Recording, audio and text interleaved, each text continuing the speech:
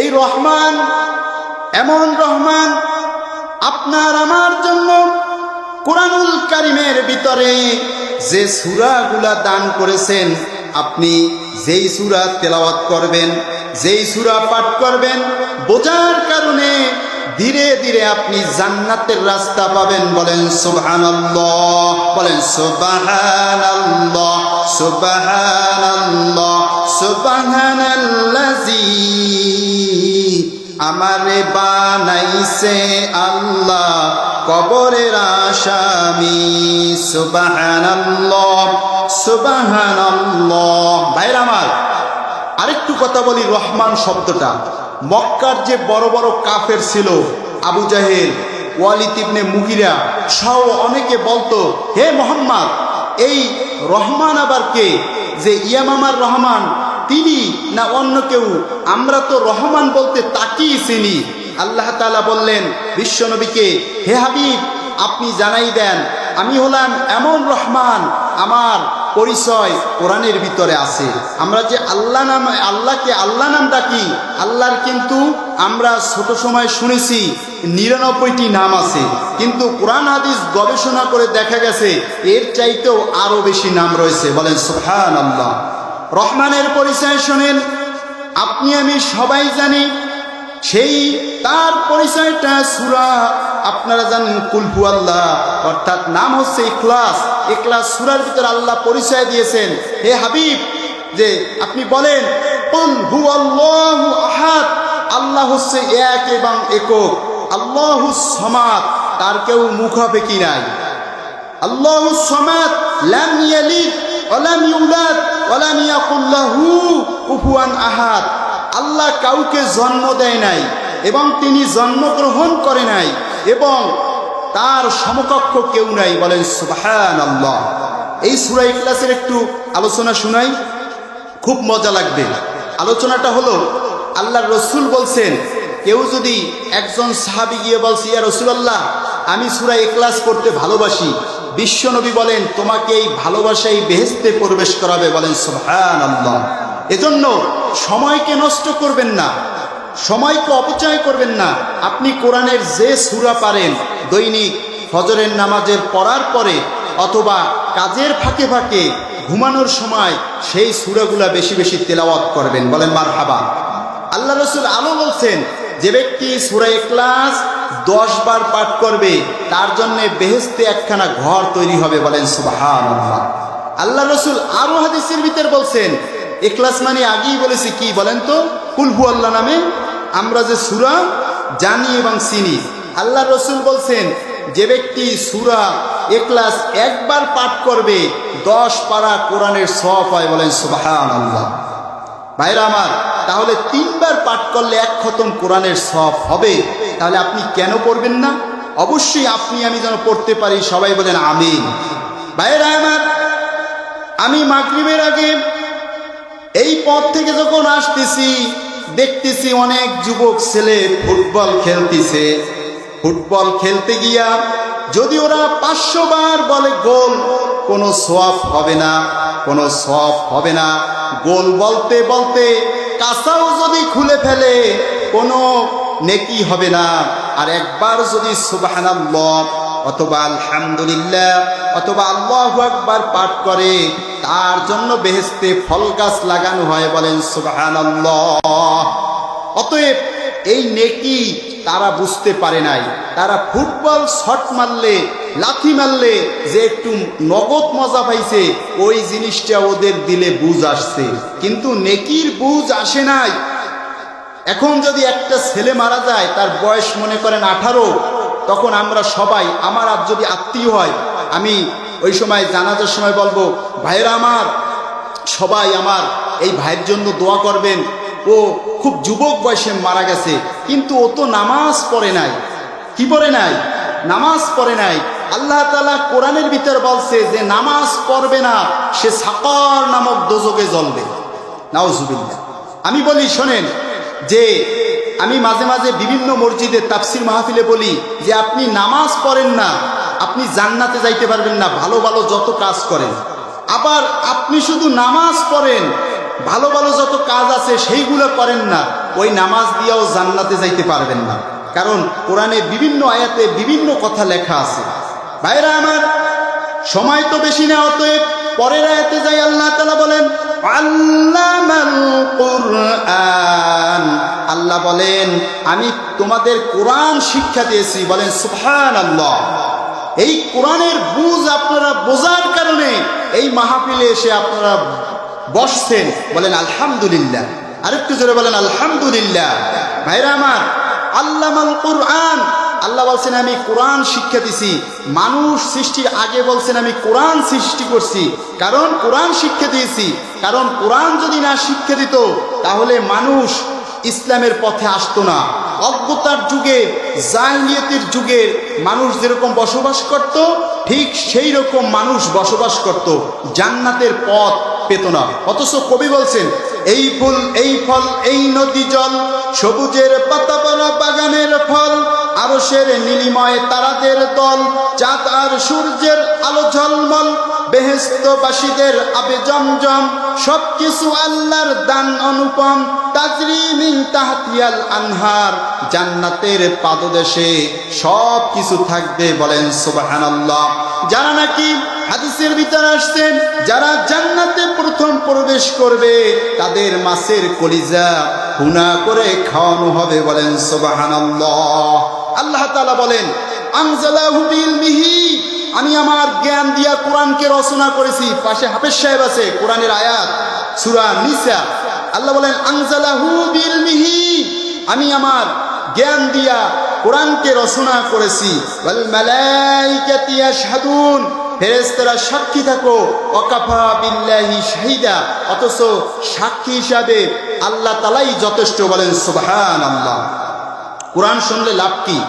কোরআন শুনলে আল্লাহ বলছেন আমি তোমাদের জন্য কোরআন নাজিল করেছি যাতে করে তোমাদের রোগ ভালো হয় এবং রহমত আসে। কাদের জন্য? মুমিনের জন্য। বলেন সুবহানাল্লাহ। আল্লাহ তাআলা বলেন শোনো বান্দা শোনো, তাবারাকাল্লাযী নাযালাল ফুরকানা আলা আবদিহি লিয়াকুনা লিল আলামিনা নাযীরা। বলেন আল্লাহু আকবার। এই যে কোরআনের আয়াত শুনলেন, এক একটা হরফে 10 নেকি হলো। বলেন সুবহানাল্লাহ। আল্লাহ তাআলা বলেন আমি আমার বান্দার প্রতি ফুরকান নাজির করেছি। মানে এই যে কোরআন, আমরা জানি কোরআনের অনেক নাম আছে। এক নাম ফুরকান, এক নাম বায়ান। এরকম আল্লামা জালালউদ্দিন সুয়ুতী রহমাতুল্লাহ বলছেন কোরআনের প্রায় 55টি নাম আছে। অন্যান্য মুফাসসিররা বলছেন যে কোরআনের এর চাইতেও আরো বেশি নাম রয়েছে। ভাইরা আমার, অতএব এই ফুরকান নাজিল করছি কার প্রতি? বিশ্ব নবীর প্রতি। আল্লাহ তাআলা কোরআনে লেখা আছে, আসমানকে বললেন হে আসমান, এই কোরআনের ভার আমি তোমাকে দিতে চাই। কোরআন কি ওজন 5 কেজি 10 কেজি? না। যারা হাফেজ কোরআন মুখস্থ করেছে, আজ পর্যন্ত কোনো হাফেজ বলে নাই যে কোরআনের ভারে আমি হাঁটতে পারি না, আমি আর মসজিদে থাকবো না। এমন কথা জীবনে আজ পর্যন্ত শুনি নাই। ইলা ইয়াউমিল কিয়ামা, কিয়ামত পর্যন্ত কোনো আলেম ওলামা, কোনো নারী পুরুষ বলবে না যে কোরআনের ওজন আছে। অথচ আল্লাহ বলছেন আমি আসমানকে বললাম আসমান, এই কোরআনের ভার আমি তোমাকে দিতে চাই। আসমান বললেন না আল্লাহ, এর ভার আমি নিতে পারবো না। আল্লাহ জাবালকে বললেন, পাহাড়কে বললেন হে পাহাড়, এই কোরআনের তোমার উপরে আমি রাখতে চাই। জাবাল পাহাড় বললেন আল্লাহ, এর ভার আমি গ্রহণ করতে পারবো না। আল্লাহ জমিনকে বললেন হে জমিন, এই কোরআনের ভার আমি তোমাকে দিতে চাই। বলছেন না, এর ভার আমি গ্রহণ করতে পারবো না। এরপর আল্লাহ বলছেন কি, ইন্না নাহনু নাযালনা যিকরা ওয়া ইন্না লাহু লাহাফিজুন, নিশ্চয়ই আমি এই কোরআনের হেফাজত করব। কিভাবে হেফাজত করছে? হাফেজদের সিনার মাধ্যমে এমনভাবে কোরআন হেফাজত করছে, ওখানে কোনো কালো হাত যাবে না। যাবে না। আল্লাহর রাসূল বলছেন খায়রুকুম মান তাআল্লামাল কুরআনা ওয়া আল্লামা। আল্লাহ রাসূল বলছেন তোমাদের মধ্যে সর্বোত্তম ওই ব্যক্তি যে নিজে কোরআন শেখে এবং অপরকে শিক্ষা দেয়। বলেন সুবহানাল্লাহ। ভাইরা আমার, অতএব এই এরপরের আয়াতে আসি, আর রহমান আল্লামাল কুরআন খলাকাল ইনসান। আল্লাহ বলছেন আমি মানুষ সৃষ্টি করছি, বলেন সুবহানাল্লাহ। আল্লাহ কি সৃষ্টি করছে? মানুষ সৃষ্টি করছে। কথা বলেন, শোনেন, পোলাও ভাত এবং ভালো ভালো বিয়ে বাড়ি গেলেন, দেখলেন যে অনেক খাবার, কিন্তু আপনি যদি মুখে না নেন, শুধু নাকে যদি ঘেরান নেন, এই ঘেরান দিয়ে কি আপনার পেট ভরবে? কোনোদিন পেট ভরবে না। আর আপনি যদি একটু কথা বলেন আর ওই খাবার যদি খান, আপনার পেট ভরবে। আর আপনি যদি একটু কথা বলেন, ভুল হোক আর সঠিক হোক, আপনি কথা বললে বোঝা যাবে তাফসির মানে একটা ক্লাস, আপনি ক্লাস কিছু বুঝতেছেন। আমি আগেই পূর্বেই বলেছি যে কিছু মাছ আপনি পাচ্ছেন। তাহলে আল্লাহ মানুষ সৃষ্টি করেছেন। আল্লাহ কি সৃষ্টি করেছেন? মানুষ সৃষ্টি করেছেন। আসেন মুরব্বী, স্টেজে চলে আসেন। আল্লাহ তাআলা মানুষ সৃষ্টি করেছেন। কি সৃষ্টি করেছেন? মানুষ। কেন সৃষ্টি করছেন? ইবাদত করার জন্য। কেন? আল্লাহ তাআলা বলছেন وَمَا خَلَقْتُ الْجِنَّ وَالْإِنسَ إِلَّا لِيَعْبُدُونَ। বলেন আল্লাহু আকবার। আরেকটু জোরে বলেন আল্লাহু আকবার। আল্লাহ তাআলা বলেন আমি জিন আর মানব জাতি আমি আমার গোলামি, আমার দাসত্ব, আমার ইবাদত করার জন্য সৃষ্টি করছি। জোরে বলেন সুবহানাল্লাহ। ভাইরা আমার, কোরআনের ভিতর লেখা আছে আমি মানুষ দিয়া জান্নাতকে পূর্ণ করব। বলেন সুবহানাল্লাহ। আবার আল্লাহ তাআলা বলছেন কোরআনের ভিতরে যে আমি মানুষ দিয়া আবার জাহান্নামও পূর্ণ করব। অতএব জান্নাতও খালি থাকবে না, জাহান্নামও খালি থাকবে না। তাহলে মানুষ সৃষ্টি করছে ইবাদত করার জন্য। হুজুর বলেন আর সাধারণ মানুষ বলেন, শিক্ষিত বলেন অশিক্ষিত বলেন, মুসলমান যারা, আমাদের সবাই জান্নাত দরকার। সবাই জান্নাত পাইলে খুশি হব। এ জীবন জীবন না, এ জীবন হচ্ছে তুচ্ছ। যদি জান্নাতে দুইটা পা রাখতে পারি তাহলে আমরা হব সফল কাম। বলেন সুবহানাল্লাহ। ভাইরা আমার, মানুষ জাতিকে আল্লাহ বলছেন ওয়ালাকাদ কাররামনা বানি আদম। আল্লাহ বলছেন আমি মানুষ জাতিকে আমি সম্মানিত করছি। কিভাবে সম্মানিত করছে? পৃথিবীতে যত খাবার আছে এই খাবার মানুষ খায়। নারকেল গাছে যখন নারকেল হয়, ওই নারকেল যখন মানুষ খায়, কোনোদিন নারকেল বলে নাই আমাকে ছিড়বি না, আমাকে তুই খাবি না, এমন কথা বলে নাই। সব আমরা খাচ্ছি। কেন খাচ্ছি? আমরা সম্মানিত জাতি, আমাদের বিচার হবে আমরা জান্নাতি এবং জাহান্নামী।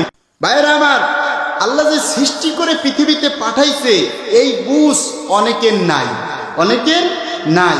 অনেকে বিবেকহীন, অনেকে বেউস। দুনিয়ার বুকে অনেক নারী পুরুষ কি বেউস। যদি চিমড়ি দেওয়া হয়,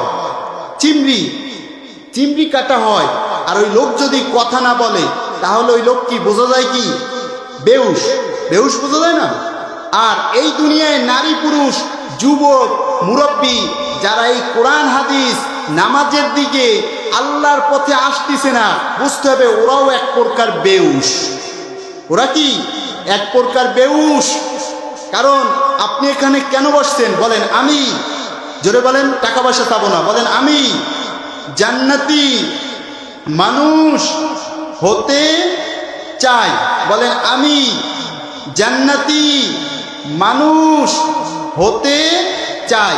আপনি মনে করেন পুলিশে চাকরি পেয়েছেন, এখন মানে জান্নাতি মানুষ হইতে চাইছেন, তাহলে আপনাকে উচিত 5 ওয়াক্ত নামাজ পড়া। আমি বিশ্বাস করি এই জায়গায় যারা আছে এরা সহজে নামাজ কামাই দেয় না, কারণ এরা খুব পরিচিত মানুষ।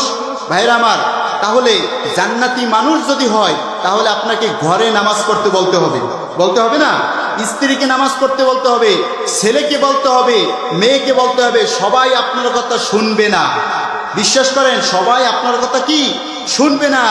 নূহ আলাইহিস সালাম তার ছেলেকে বলছিল, হে কিনান, তুমি আল্লাহর প্রতি ঈমান আনো, তুমি আমার কি জাহাজে ওঠো। নবীর ছেলে কি কথা শুনছিল?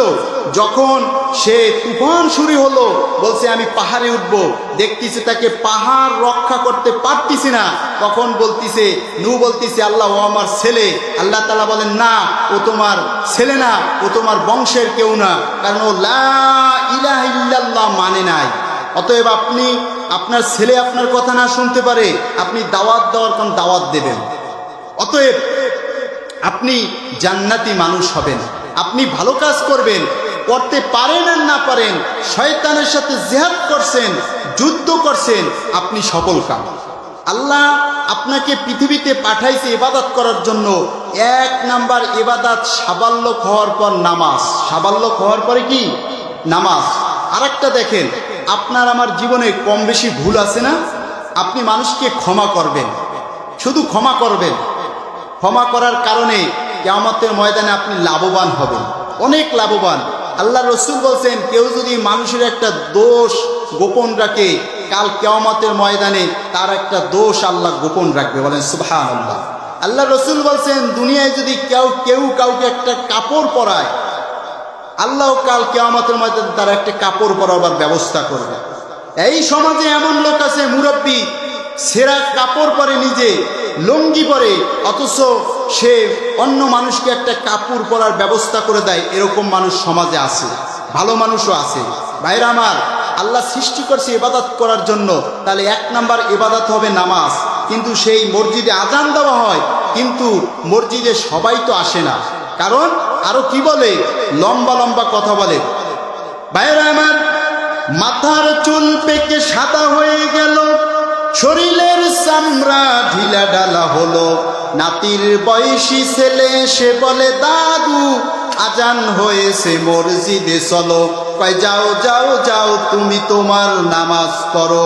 সমাজে যারা নামাজ পড়ে তারা কত ভালো আমি জানি, আর নামাজ কখন পড়া লাগবে তাও আমি জানি। এ হচ্ছে বুড়ো শয়তান, নিজে তো নামাজ পড়লো না, আরো নামাজিদের সমালোচনা করলো। কারণ ওর গা জ্বলে, মসজিদে গিয়ে নামাজের ডাক দেয়, ইমাম সাহেব মুসল্লিরা, ও এক ওয়াক্ত আজান শুনে নামাজে আসে না, ওর দেহ জ্বলে। জ্বালাইতে শয়তান। শয়তানের কয়েকটি গুণ আছে, তার ভিতরে একটা গুণ আছে লোভ। তার ভিতরে একটা গুণ কি? লোভ। ভাইরা আমার, যারা নামাজ পড়বে না, আমি আগেই বলেছি তারা কোথায় জ্বলবে মনে আছে? সাকার নামক দোজকে, জাহান্নামে না, সাকার নামক দোজকে আল্লাহ ওদের স্থান করবে। আমার কথা না, কোরআনের কথা, দলিল। সূরার নাম হচ্ছে সূরা মুদ্দাসসির। সূরার নাম কি? সূরা মুদ্দাসসির। এই মুদ্দাসসিরে আল্লাহ বলছেন, মা সালাকাকুম ফি সাকর। এই সাকর জান্নাতীরা জাহান্নামী অর্থাৎ সাকার নামক দোজকদেরকে বলবে, তোমরা এই দোজকে কেন আইছো? রাস্তা দিয়ে অনেকে হাঁটলে মুরব্বীরে জিগায় না, বাবা তুমি যাও করো, জিগায় না? এইরকম জান্নাতীরা জাহান্নামীকে বলবে, এই সাকার নামক দোজকে তুমি কেন জ্বলতিছো? তখন ওরা বলবে, আমাদের এক নাম্বার দোষ ছিল, লাম নাকু মিনাল মুসাল্লিন। আমাদের এক নাম্বার দোষ ছিল, আমরা মুসল্লি ছিলাম না, আমরা নামাজি ছিলাম না। এটা মনে রাখবেন, যারা নামাজ পড়ে না, আল্লাহ বলছে আমি না, সাকর নামক দোজকে তারা জ্বলবে। এরপরে দুই নাম্বার দোষ, আমরা এই সাকর নামক দোজকে জ্বলতেছি। আল্লাহ তাআলা বলেন, ওয়ালাম নাকু নুতঈমুল মিসকিন। আমরা মিসকিনদেরকে খেতে দেই নাই। তিন নাম্বার দোষ আমাদের এই সাকার নামক দোজকে কেন জ্বলতেছি শোনো, ওয়া কুন্না নাকুদু মাআল খাইদিন। আমরা মানুষের নামে মিথ্যা মিথ্যা কথা বানিয়ে দুনিয়ার বুকে বলেছি, এজন্যই সাকর নামক দোজকে আমরা জ্বলতেছি। তাহলে ওরা বলবে আর কোনো কি কারণ আছে? ওরা বলবে আরো কারণ আছে। আরেকটা কারণ আছে, ওয়াকুন্না নুকাদ্দিবু বিয়াউমিদ্দিন। আমরা বিচার দিবসকে অস্বীকার করেছিলাম, অর্থাৎ যে কিয়ামত আছে এইটা আমরা বিশ্বাস করি নাই, এজন্য আমরা সাকর নামক দোজকে জ্বলতেছি। আমি ইদানিং একটা আলোচনা গুছানোর জন্য, সাজানোর জন্য চেষ্টা করতেছি।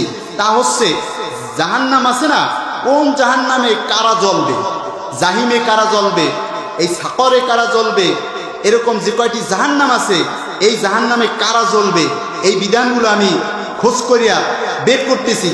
আর দুইটা বিধান বের করার বাকি আছে। অতএব তাহলে এই কাজ করা যাবে না। আল্লাহ সৃষ্টি করছে তার ইবাদত করার জন্য। কির জন্য? ইবাদত। তাহলে আপনার ঘুম থেকে একদম ঘুম থেকে যখন উঠবেন সব ইবাদত হবে কার? আল্লাহ। হয় আল্লাহর ইবাদত হবে, নয় শয়তানের ইবাদত হবে। আপনি যখন আয়না দেখবেন তখনও ইবাদত আছে। তখনও রসুল দোয়া পড়তেন, আল্লাহুম্মা হাসানতা খলকি হাসিন খুলুকি। আল্লাহ, তুমি আমার চেহারা সুন্দর করছো, তুমি আমার চরিত্র ভালো করে দাও। বলেন সুবহানাল্লাহ। চরিত্র যদি ভালো না হয় তাহলে সে জান্নাত পাবে না। আল্লাহ কোরআনে বলছেন, তোমাদের নিজেদের চরিত্র নিজেরাই নষ্ট করতেছো। নারী পুরুষ নিজেদের চরিত্র নিজে নষ্ট করতেছো। কিয়ামতের ময়দানে কেউ কারো দোষ দিতে পারবে না। কিয়ামতের ময়দানে আল্লাহ তাআলা বলবেন, মানুষ যত পাপ করবে কেউ কোনো পাপ স্বীকার করবে না, কেউ কোনো পাপের কথা বলবে না। আল্লাহ তাআলা তখন বলবেন, তোমরা যখন মুখ থেকে দুনিয়ার বুকে কোনো পাপের কথা বলতিছো না, চামড়া তখন সাক্ষী দেবে। তখন মানুষগুলো বলবে, হে চামড়া, তোমাদের দুনিয়ার বুকে খাওয়াইয়া ভালো বানাইছি, তোমাকে সাবান দিয়ে ঘষেছি, কিন্তু আজকে বিপক্ষে কেন আমার কথা বলো? তাফসিরে জালালাইনে লেখা আছে। তখন চামড়া বলবে, শোনো, যেই আল্লাহ তোমাকে সৃষ্টি করেছেন দ্বিতীয়বার দুনিয়ায় পাঠাবার পরে কিয়ামতে আবার যখন তোমাকে তৈরি করছে, সেই আল্লাহই আজকে আমাকে কথা বলার ক্ষমতা দিয়েছে। বলেন সুবহানাল্লাহ। সূরা ইয়াসিনের 65 নম্বরে আরেকটা আয়াতে বলছেন, মানুষ পৃথিবীতে যে যা কিছু করছে স্বীকার পাবে না।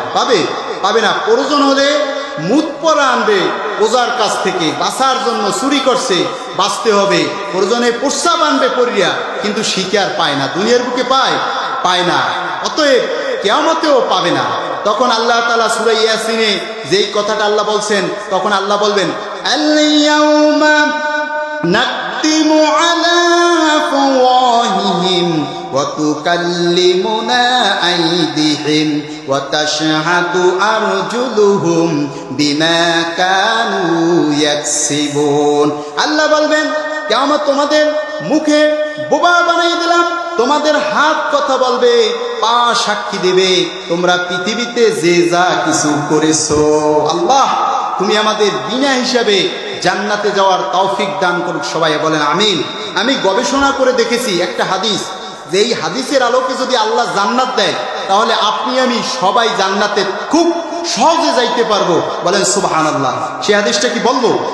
খুব সহজে জান্নাতে যাইতে পারবো। তাছাড়া আমি মনে করি জান্নাতে যাওয়ার কোনো রাস্তা আমি খুঁজে পাই না। কারণ আল্লাহ কোরআনে বলছে, হে বান্দা, হে বান্দি, সূরা ফাতিহায় হুজুর দৈনিক 32 বার পরে। একটা নারী পুরুষের প্রতি কমপক্ষে যদি নামাজ নাও পড়ে, তার প্রতি দৈনিক 32 বার নামাজ পড়তে হয়। 32 রাকাত। আপনি যোগ করে মিলেই দেখবেন যে নামাজ দৈনিক পড়েন কত রাকাত হয়।